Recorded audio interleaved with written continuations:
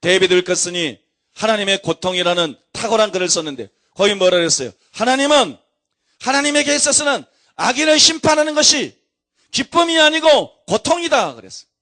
우리가 드라마를 볼 때 혹은 영화를 볼 때 제일 통쾌한 때가 어느 때요? 계속 악을 행하였던 악인이 박살이 나는 거 아니에요? 그죠?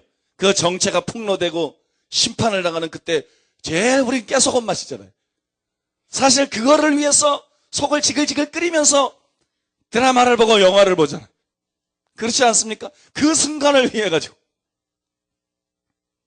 여러분, 그러나 하나님께는 악인을 심판하는 것이 고통입니다. 죄인을 심판하는 것이 고통입니다. 김정일이가 왜 이렇게 오래 사느냐? 하나님은 김정일을 심판하는 것도 고통입니다. 그것이 여러분 하나님의 사랑입니다. 여러분, 우리는 때로 악인들의 심판이 속히 실행되지 않기 때문에 마음이 상합니다. 답답합니다. 그죠? 왜 이렇게 하나님이 저거 심판을 안 하시나? 근데 여러분, 하나님은 바로 그 사랑을 가지고 우리 각 사람을 대하시는 거예요.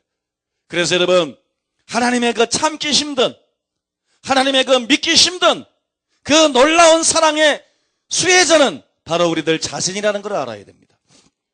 믿습니까? 바로 그 사랑의 수혜자는 우리들 자신이에요.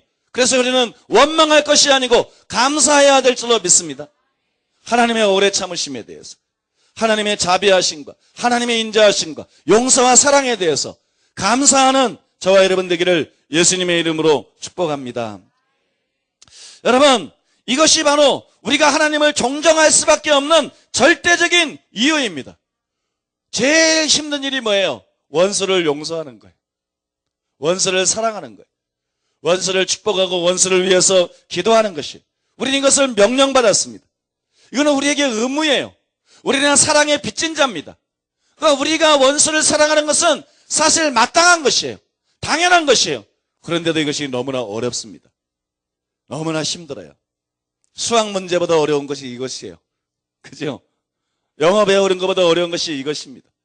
이것이 여러분, 돈 버는 것보다도 힘든 일이고 이것이 세상에서 가장 힘든 일이에요. 반면에 하나님은 명령 아래에 있지 않습니다. 우리처럼 명령 아래에 있는 분이 아니고 하나님께는 이것이 의무가 아니에요. 하나님은 사랑의 빚을 졌기 때문에 마땅히 또 다른 사람을 용서하고 사랑함으로써 그런 사랑의 빚진 분도 아니에요. 그럼에도 불구하고 하나님은 죄로 말미암아 원수된 저와 여러분을 독생자를 주실 정도로 측량하지 못할 사랑으로, 상상하지 못할 정도의, 기대할 수 없는 정도의 사랑으로 저와 여러분들을 사랑해 주셨습니다.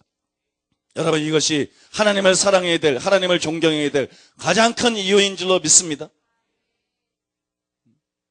복음이나 성경이 지식적이 되면 믿는다고 하는 신앙 고백은 끌어낼지 모르지만 하나님께 대한 존경심이 그 속에 없어요.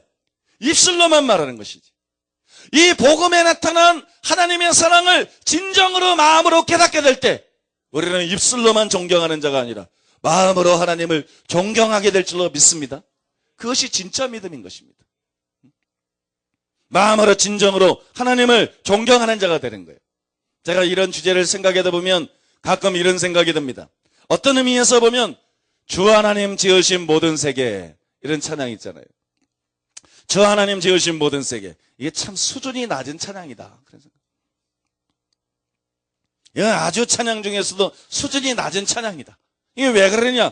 이 찬양의 초점이 뭐예요? 하나님의 능력, 전능하심을 찬양하는 거예요. 천지를 창조하신 하나님의 능력과 위엄을 찬양하는 거예요. 이건 수준이 굉장히 낮은 찬양이에요. 굉장히 수준이 낮은 찬양. 이거는 예배당 앞에서 부르는 것보다는 저 산꼭대기나 올라가서 한번 부르고 말 정도의 그런 찬양. 산에 가가지고 등산 가서. 여러분, 이거보다 수준이 높은 찬양이 어떤 찬양이냐 그러면 이사야 6장에 나오는 스랍 천사들의 찬양이에요. 거룩하다, 거룩하다, 거룩하다. 하나님의 거룩하심에 대해서 찬양하는 거예요. 그러나 스랍 천사의 찬양까지도 가장 수준 높은 찬양은 아닙니다. 가장 수준 높은 찬양은 뭐냐? 구속받은 사람들만이 부를 수 있는 찬양이에요. 하나님의 사랑을 실제로 받고 하나님께 용서를 받아보고, 믿습니까? 구원받고 회복된 사람들, 구속받은 사람만이 부를 수 있는 찬양이에요. 스랍천사가 절대로 부를 수 없는 찬양이에요. 용서받은 자만이 부를 수 있는 찬양, 구속받은 사람만이 부를 수 있는 찬양, 죄에서 사망에서 지옥에서 건짐받은 사람만이 부를 수 있는 찬양입니다. 계시록 7장 9절에 12절에 보면 이렇게 나와 있습니다. 이루에 나가보니 각 나라와 족속과 백성과 방언에서 아무라도 능히 셀 수 없는 큰 무리가 흰옷을 입고 손에 종려가지를 들고 보좌 앞과 어린 양 앞에 서서 큰 소리로 외쳐 가로되 구원하심이 보좌에 앉으신 우리 하나님과 어린 양에게 있도다 하니, 모든 천사가 보좌와 장로들과 네 생물 주위에 섰다가 보좌 앞에 엎드려 얼굴을 대고 하나님께 경배하여 가로되 아멘. 찬송과 영광과 지혜와 감사와 존귀와 능력과 힘이 우리 하나님께 세세토록 있을지로다. 아멘 하더라. 구원하심이 보좌에 앉으신 우리 하나님과 어린 양에게 있도다. 여러분, 이것이 최고의 찬양입니다. 왜냐하면 여기는 하나님의 은혜를 찬양하고 있어요. 독생자를 보내주셔서 인류의 구원이 가능하게 하신, 자식을 원수를 위해서 내어주신 상상할 수 없는 하나님의 은혜. 믿습니까? 하늘 보좌를 버리고 이 땅에 오셔서 자신을 십자가에서 희생제물로 내어주심으로 말미암아, 살찢고 피 흘려주심으로 말미암아 인간을 구원해 주신 예수님의 십자가 사랑에 대한, 그 사랑에 대한 감사와 찬양이 여기에 있어요. 이것은 여러분 하나님의 은혜와 예수 그리스도의 사랑을 노래한 것입니다. 이것이 하나님을 가장 영화롭게 하는 것입니다. 이것이 우리 마음속에서 최고의 경배하고자 하는 마음을 불러일으키는 것입니다. 하나님을 존경하고자 하는, 또 하나님을 찬양하고자 하는, 하나님을 높이고자 하는 최고의 마음을 불러일으키는 것입니다. 이 찬양 안에 최고의 감사와 최고의 존경심이 담겨져 있는 것입니다. 그래서 여러분, 저는 찬양 중에 최고의 찬양은 이것이라고 생각합니다. 여러분 혹 이런 생각 해보셨는지 모르겠어요. 지난주 우리나라에서 대선이 있었고 이명박 후보가 선출이 되었습니다. 그런데 여러분, 대통령은 이명박 씨가 아니라도 괜찮습니다. 꼭 이명박 씨라야 되는 건 아니에요. 여러분, 다른 사람들도 대통령을 잘할 수 있는, 혹은 그보다 잘할 수 있는 많은 사람들이 있을 수 있습니다.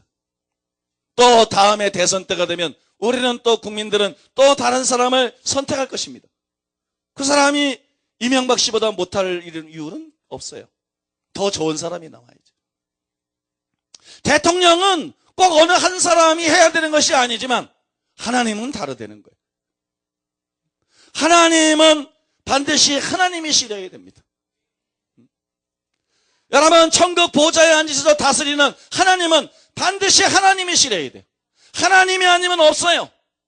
다윗도 그 자리에 앉을 수 없습니다. 모세도 그 자리에 앉을 수 없습니다. 믿습니까?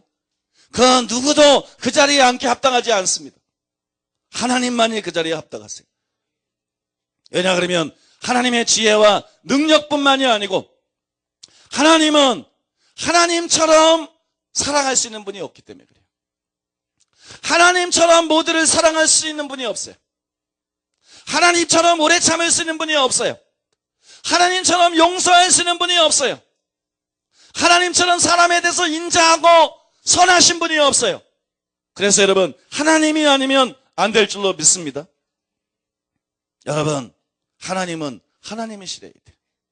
오직 하나님만이 하나님이세요. 믿습니까? 하나님이 하나님이신 것이 우리의 감사의 조건입니다. 하나님이 하나님이신 것이 우리의 예배에 기름을 붓는 것입니다. 여러분, 이것이 우리가 하나님을 존경해야 될 결정적인 이유라고 믿습니다. 우리는 하나님을 존경해야 됩니다. 그 다음에 우리가 알아야 될 것이 있어요. 우리는 하나님을 존경해야 되는데 이것이 맞다면 또 이것도 사실이에요. 우리는 하나님의 모양과 형상대로 지음받았기 때문에 존경받을 수 있는 사람이 돼야 됩니다. 우리는 하나님을 존경해야 되고 우리는 존경받는 사람이 돼야 돼요. 왜 욕 얻어먹는 남편이 되고 욕 얻어먹는 아내가 되고 멸시받는 아버지가 되고 엄마가 되고 자식이 됩니까? 여러분, 우리는 존경받는 사람이 되어야 될 줄로 믿습니다. 우리는 존경받는 사람이 돼요. 우리는 마땅히 존경해야 될 하나님의 모양과 형상대로 지음받았기 때문에 존경받는 사람이 돼야 돼요. 어느 직위에 있다는 것만 가지고는 진짜로 일을 할 수 없어요. 존경받는 사람이 돼야 진짜 일할 수 있습니다. 우리가 정말 하나님 나라에 유용한 사람이 되기 위해서 우리는 존경받는 사람이 돼야 됩니다.